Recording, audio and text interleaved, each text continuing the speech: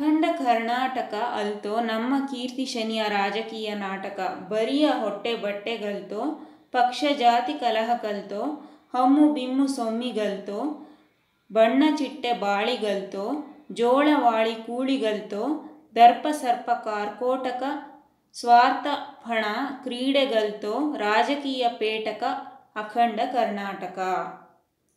ಅಖಂಡ ಕರ್ನಾಟಕವೆಂದರೆ ಇಂದಿನ ಕರ್ನಾಟಕವಲ್ಲ ಎಂದಿರುವ ಕುವೆಂಪುರವರು ಇಂದಿನ ರಾಜಕೀಯ ನಾಯಕರು ಕೀರ್ತಿ ಶನಿಯ ಬೆನ್ನ ಹಿಂದೆ ಬಿದ್ದವರು ಎಂದು ಹೇಳುತ್ತಾರೆ.